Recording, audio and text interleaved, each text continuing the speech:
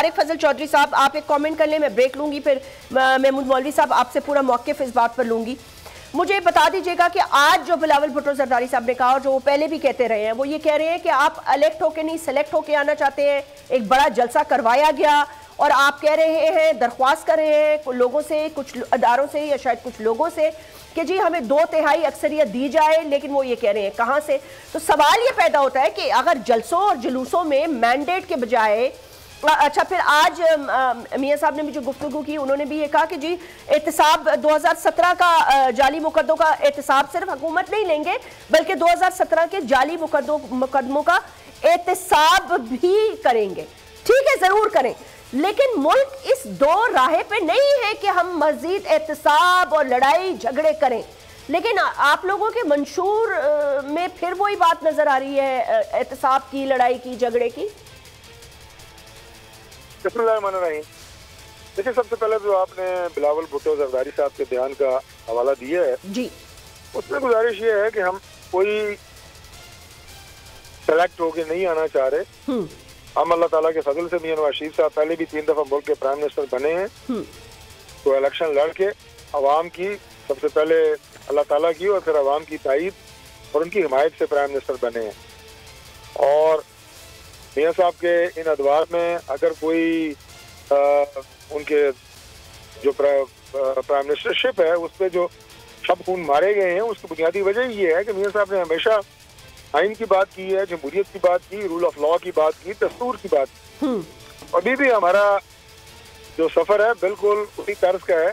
Pakistan peoples party की एक मजबूरी है जी, मजबूरी उनकी ये है कि हम जब अब लोगों के पास जाते हैं तो हमारे पास मियां नवाज शरीफ साहब के 3 अदवार, और खास तौर पे जो उनका दौर 2013 से लेके, चूंकि ये जरा माजी करीब की बात है, वैसे तो हर दौर के में उनके प्रोजेक्ट्स और कारनामे मौजूद है पाकिस्तान के लिए, अवाम की खिदमत की उन्होंने।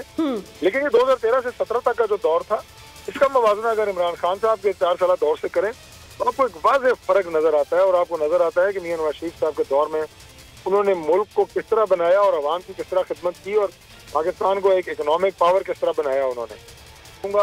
फॉर एग्जाम्पल, और पाकिस्तान की भी खिदमत करूंगा, ये कहने की पोजीशन में वो है नहीं। ठीक, तो अब वो पूरा वक्त जो है इलेक्शन का, वो दूसरों पे तनकीद, दूसरों पे नहीं, खास तौर पर आप पे, दूसरों पे नहीं कर रहे, वो ज्यादातर आप पे कर रहे हैं, और वो बार बार ये कह रहे हैं कि जलसा करवा के दिया गया। अच्छा, और तारिक एक और भी बात वो ये कह रहे हैं, जो कि देखिए कुछ हद तक ठीक है, लेकिन मुझे नहीं पता, इंसान एक्सपीरियंसेस से बहुत कुछ सीखता है, और मैं ये नहीं कह रही हूँ कि देखिए ताली तो 2 हाथ से बजती है। सो आई एम नॉट सेइंग कि खाली PMLN की या खाली आप लोगों की गलती होगी।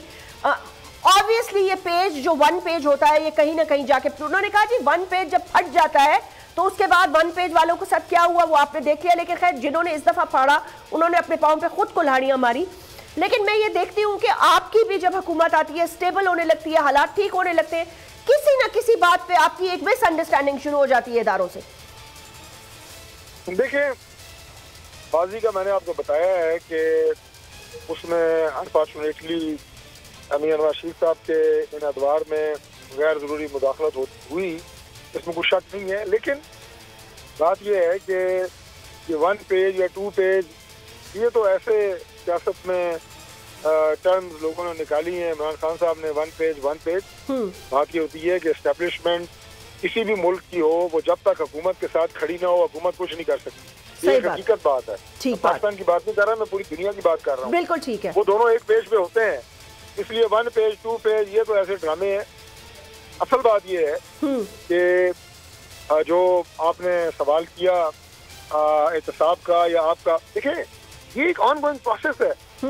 एक होता है एहतसाब, जो कि आपके पास एहतसाब के इदारे मौजूद हैं। हम ये भी चाहते हैं कि वो इदारे बिल्कुल मेरिट पे काम करें। अगर सरीयन आपको नजर आई है कि किसी शख्स ने अब इशारा तोड़ा है तो उसका एक कानून मौजूद है, लेकिन उसको उतनी सजा मिलनी चाहिए जो इशारा तोड़ेगी। तो इलेक्शन जीतने के बाद उन इदारों का भी एहतसाब होगा। आप एक बंदे को पकड़ने के लिए जिस एहतसाब की या जिस सियासी इंतकाम की मैं मिसाल देने लगा हूँ, वो ना हमारा एजेंडा है, ना हमने करना है। हमने मुल्क को ठीक करने की तरफ लेके जाना है इंशाल्लाह। लोगों की गाड़ियों में और अपने सियासी मुखालिफिन की गाड़ियों से हमने कोई हेरोइन नहीं जबरदस्ती बरामद करानी। सब्सक्राइब करें और बेल दबाएं ताकि कोई खबर रह न जाए।